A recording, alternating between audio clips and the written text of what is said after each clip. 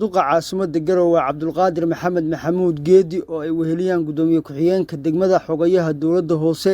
iyo agaasimaha arrimaha bulshada degmada Garowe ayaa maanta kormeeray qaybaha uu ka kooban yahay suuqa weyn inji ee magaalada Garowe. Duqa meelaha uu tagay waxaa ka mid ah suuqa dharka, qaybta qudaarta, hilibka iyo kawaanka xoolaha lagu qalo oo ku yaal suuqa inji. Ganacsatada suuqa ku ganacsada ayaa duqa ku soo dhaweeyay suuqa, waxay sheegeen inay ku faraxsan yihiin in duqa soo kormeera suuqa injida oo ganacsato badan ay wax ku gataan. Gudoomiye waxaanu codsi kaaga nahay haddaanu nahay dumarka hoolka ku jira waxaanu haysanay saasay noqdeen. Iridii baa nala ka fariisay annaga oo joogna gudihii naag walba boos ay ku leedahay iridii nala ka fariisay habeen iyo maalin ma soo xiroodaan waxaanu haysanay saasay noqdeen. Gudoomiye codsi waxaanu kaaga nahay haddaan la soo xireen dadka banaanka jooga inaanu intaanu tiranahay banaanka u bixino cashuurna aanan bixino intaasaan kuu sheegay gudoomiye intaasaan codsi kaaga nahay waa baqtinay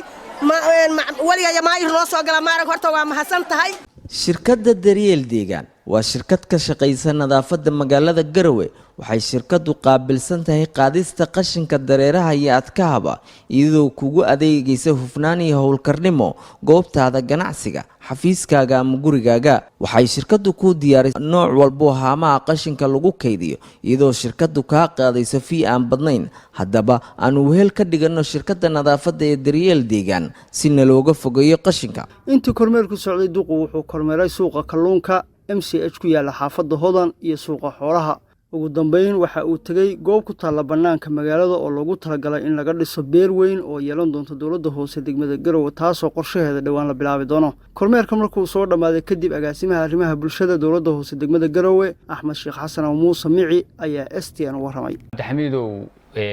kormeerka shalay buu bilaabay. Dabcan waa maayirkii cusbaa ee degmada Garowe waa uga mahad celinaynaa inuu yiri maaragtay shaqo kala qaban mayo aniga oo aan baran waxa aan ka shaqeynayo shaqada dawladdu hoose ee hayso baaxadeeda waxyaha kala duwan sida meesha looga shaqeynayo wixii saxnaa oo la dhiirigelinayo wixii khaldana oo la saxayo wixii la gaari waayay oo la qorsheynayo intaaba maaragtay anoo aan magacyo u kala bixin wuxuu doonayaa gudoomiyuhu inuu isagu ag istaago si uu shaqaalaha ula dareen noqdo cid kasta shaqada loo dirayna maaragtay loogula xisaabtamo inta dhulku isu jiro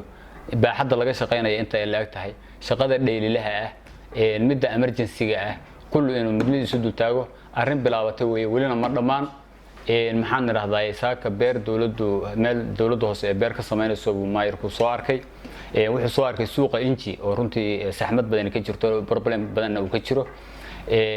bulshada gadaal baan kala waraagayna wixii aan soo aragnay maaragtay iyo sida loo xaliyay wuxuu tagay MCH ka ma garanaysaa waaberi ayuu tagay hoolkii maaragtay haweenka qudaarta iyo hilibka lagu gaday buu tagay halkii ariga lagu gowracayay oo kawaanka ahayd buu tagay marka waa nood garaysan tahay suuqii xoolaha ama siilada ariga lagu iibinayay buu tagay shacabkii baa waxay la wadaageen waxyaalaha maaragtay ay tahay degmadu inay qabato